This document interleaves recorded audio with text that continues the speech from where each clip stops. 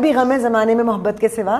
صحیح بات. اب یہ بھی اگر آپ کسی کو سنائیں تو وہ لوگ سمجھتے ہیں کہ آپ ایک رومانٹک پوئٹری سنا رہے ہیں. یہ ایکچولی از اباؤٹ پیلسٹائن. آپ کو پتا ہے اچھا فیض احمد فیض نے یہ نظم جو لکھی ہے, اور یہ نظم ہے, یہ غزل نہیں ہے, یہ نظم جو انہوں نے لکھی ہے, مجھ سے پہلی سی محبت میرے محبوب نہ مانگ, یہ عشقیہ شاعری نہیں ہے.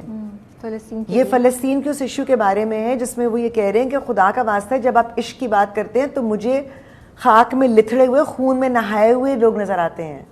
آپ کس عشق کی بات کر رہے ہیں؟ مجھے ایکچولی نہیں معلوم تھا. آپ نے تو میرا پورا پرسپیکٹو ہی چینج کر دیا. اب آپ سنیے گا, اب آپ کو کچھ اور ملے گا. نصیر ترابی صاحب نے ہم سفر کا جو ٹائٹل سانگ ہے OST ہے, وہ ہم سفر تھا. وہ بھی لوگ کہتے کہ ہائے عشقیہ شاعری, وہ انہوں نے فال آف ڈھاکہ پہ لکھا تھا.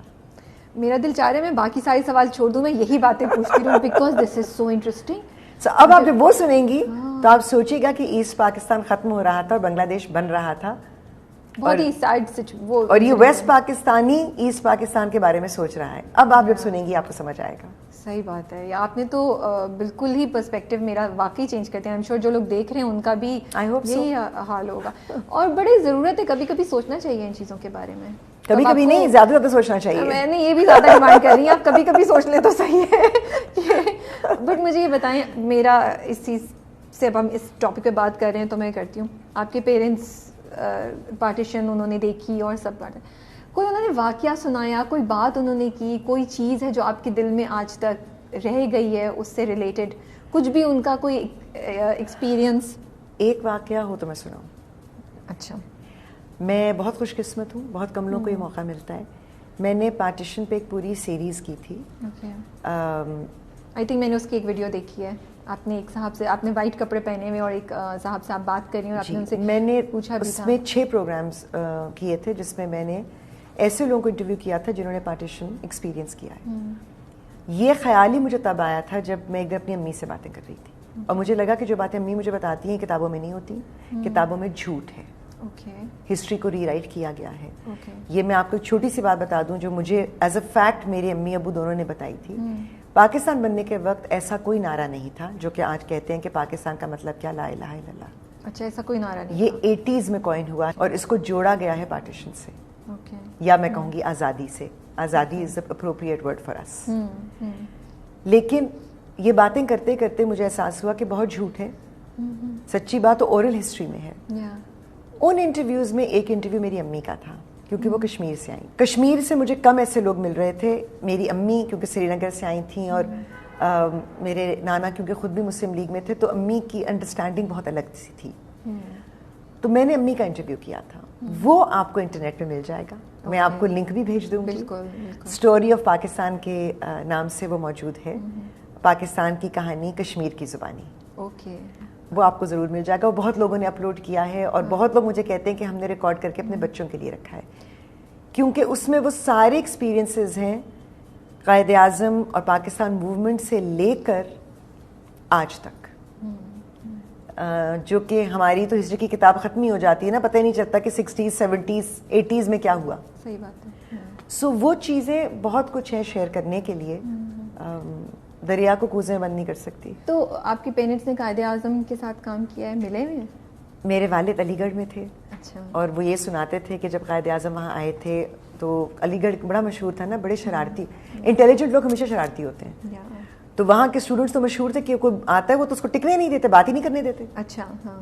Quaid Azam spoke for 4 hours. اوہ واو, ماشاءاللہ. اور ابو کہتے ہیں خاموشی تھی, اور بات انگریزی میں کرتے تھے, ان کو اردو نہیں آتی تھی.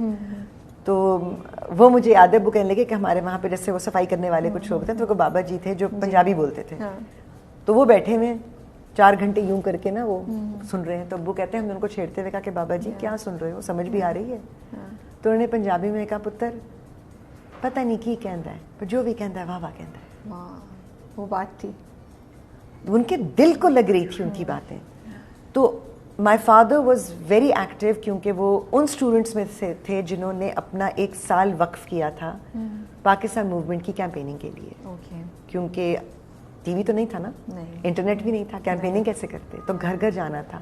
سو فرام بہار ٹو کشمیر یہ اسٹوڈنٹس انہوں نے ٹریول کیا تھا. اور پھر پاکستان فوج جوائن کی تو بہت پیشنیٹ تھے پاکستان کے بارے میں. امی تو کیونکہ جس گھر میں تھیں وہاں پر مائی نانا was with the Muslim league, Quaid Azam سے کلوز تھے. قائد اعظم جب کشمیر آئے تھے تو وہاں پر خواتین کیونکہ بہت پڑھی لکھی اور ایمانسپیٹڈ تھیں تو خاص انتظام ہوا تھا کہ قائد اعظم اور فاطمہ جناح صاحبہ وہاں پر ایک سیشن کریں گے ود دا ویمن. تو وہاں پہ میری امی کو ڈیوٹی ملی تھی کہ قائد اعظم کے اوپر چھتری پکڑ کے کھڑے ہونا ہے. ماشاءاللہ. امی was about 8 years old. She must be so excited. According to my mother, آپ انٹرویو دیکھیں گی, میں آپ کو بتاؤں گی نہیں ورنہ آپ بور ہو جائیں گی, وہ آپ خود دیکھیے گا. ٹھیک ہے ٹھیک ہے. وہ چیز وہ اپنے آخری لمحوں تک, لٹرلی زندگی کے آخری لمحوں تک وہ بات بھول نہیں سکی. میں تو کہتی ہوں بڑے پریولیج اور آنرڈ لوگ تھے, مطلب ان کو یہ شرف حاصل ہوا کہ وہ کہتی ہیں مجھے یہ شرف حاصل ہوا کہ میں نے قائد اعظم کو پانی پلایا اور سامنے دیکھا. میرے لیے 2 لوگ بڑے امپورٹنٹ ہیں, قائد اعظم اینڈ سنگاپور کے لی کوان یو. ان کے بھی آپ اگر جدوجہد دیکھیں اور ورڈ, مطلب ان لوگوں کی 2, جب بھی مجھے لگتا ہے نا میں ڈاؤن ہوں میں جا کے ان کے اقوال پڑھتی ہوں اینڈ دے ریئلی میک آپ کا پرسپیکٹیو چینج کر دیتے ہیں. اور انسان تھے, فرشتے نہیں تھے, بٹ ان کی جو پاور اور جو ایفرٹ اور جو ڈٹرمنیشن ہے نا, آئی تھنک وہ بڑی انسپائرنگ. سب سے بڑی بات ہے کہ ان کی پرنسپلس تھے, چاہے آپ انہیں کہیں جی ریجڈ تھے, ہاں ایگزیکٹلی, لیکن وہ ان پرنسپلس پہ کھڑے تھے اور اس سے ٹس سے مس نہیں ہوتے تھے. اور یہی وجہ ہے کہ انہوں نے وہ چیز کر دکھائی جو کہ دنیا میں آپ اگر ویسے دیکھیں تو پاکستان کا بننا کسی معجزے سے کم نہیں ہے. اور بلڈ لیس, خون خرابہ بعد میں کروایا گیا تھا, وہ تو اور کروایا گیا ہے جب ٹرینیں آنا شروع ہوئی, اور تب وہ بھی بڑی سیڈ کہانی ہے, بانو کی کہانی. میں وہ ناول پڑھتے ہوئے بہت روئی تھی. میں نے داستان بہت کم دیکھا تھا, لیکن ناول میں نے پڑھا ہے اور میں ہچکیوں سے رو رہی تھی جب میں وہ پڑھ رہی. پتہ ہے میں کیوں یہ کتابیں پڑھتی ہوں, مجھے ہمیشہ لگتا ہے کہ فلم اور ڈرامے جو ہے نا انصاف نہیں کرتے, لیکن داستان وہ ڈرامہ ہے جس نے کتاب کے ساتھ پورا انصاف کیا. یہ بات بھی صحیح کہہ رہی ہے. ہاں یہ کہہ رہی ہے. چلیں ایکٹنگ کی طرف دوبارہ واپس تھوڑا سفر کرتے ہیں ہم اس طرف. ایکٹنگ کا چسکا بھی وہیں سے آیا تھا. مجھے آوازیں بہت اچھی لگتی تھیں نا. اچھا, کس کی؟ شفیع محمد صاحب, راحت کاظمی صاحب. راحت صاحب کو ایک دفعہ سائرہ جی کو فون کیا تھا, راحت صاحب نے فون اٹھایا تھی, بولا نہیں جا رہا تھا. اچھا ویسے کرش آپ کو صرف آصف رضا میر پہ تھا, راحت کاظمی اور ہمارے وہ مجھ سے بہت بڑے تھے. کرش کے لیے تو پھر نہیں, پرابلی جس وقت وہ آتے تھے میں بہت چھوٹی تھی. اچھا اوکے, مطلب آئی واز لائک 7, 8, 9, 10, تو وہ کرش والا دور ہی نہیں تھا نا. وہ پھر 80s میں آ کے وہ والا دور تھا, ریئلائزیشن ہوئی کہ ہاں تب آصف صاحب نظر آئے, کچھ نرف پھڑکی آتی, اور کیا حسین آدمی ہے, ابھی بھی ہے سیریسلی. سو ماشاءاللہ. اشفاق صاحب کا ایک ڈرامہ تھا, وہ ایک سیریز کرتے تھے, ایک محبت 100 افسانے, واٹ جیمز.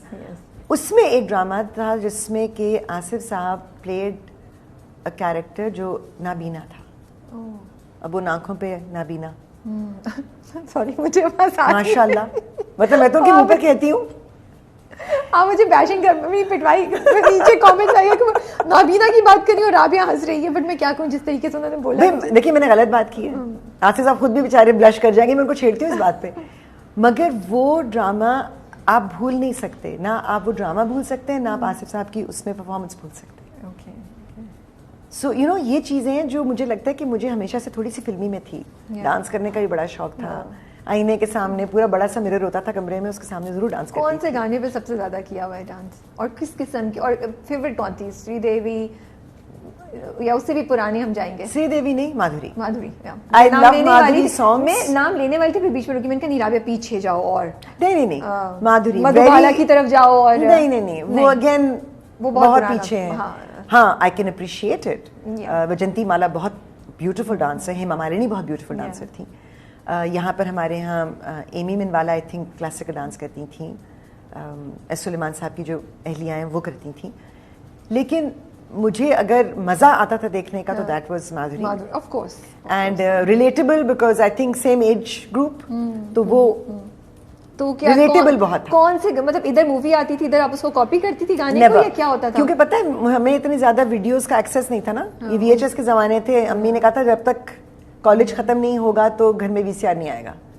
سو ہم صرف گانے سنتے تھے اور اپنی امیجنیشن سے ناچتے تھے. ارے واہ. I think again Rekha. Oh, yes.